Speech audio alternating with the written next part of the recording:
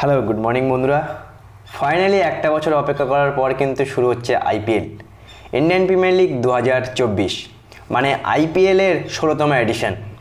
যে এডিশনের প্রথম ম্যাচ কালকে চেপকে মহেন্দ্র সিং ধোনি ভার্সেস বিরাট কোহলির মধ্য দিয়ে কিন্তু একটা এল ক্লাসিকো সাউথার্ন ডার্বি আমরা যাকে বলি, সেই আইপিএলের জমজমাট শুরুয়াত কিন্তু কালকে হয়ে যাচ্ছে।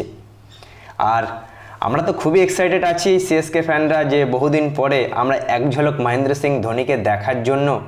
আমরা জানি যে সে ততটা ব্যাটিং করতে পারে না, মানে এই বয়সে এসে 42 বছর বয়সে, কিন্তু সে যে উইকেট কিপিং করে বা ক্যাপ্টেন্সি করে এতেই কিন্তু আমরা খুশি। আইপিএল কাল থেকে শুরু হচ্ছে, কিন্তু বিভিন্ন ফ্র্যাঞ্চাইজি বন্ধুরা কিছু কিছু সমস্যার মধ্যে পড়েছে।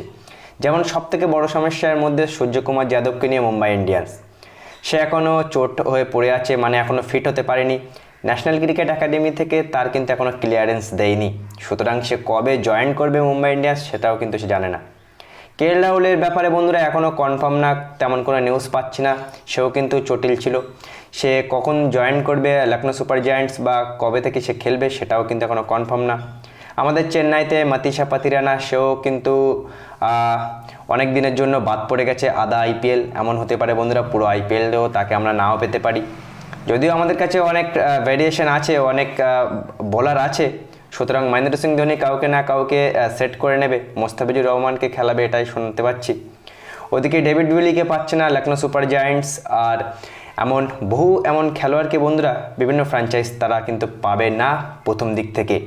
সুতরাং একটু অর্ধেক হলেও তো সেই সকল ফ্র্যাঞ্চাইজকে অসুবিধা হলেও কালকে যে ম্যাচটা দিয়ে শুরু হচ্ছে সবাই কিন্তু খুবই এক্সাইটেড আছে। আমরা তো খুবই এক্সাইটেড যে মহেন্দ্র সিং ধোনিকে দেখব আর বিরাট কোহলিকেও দেখব।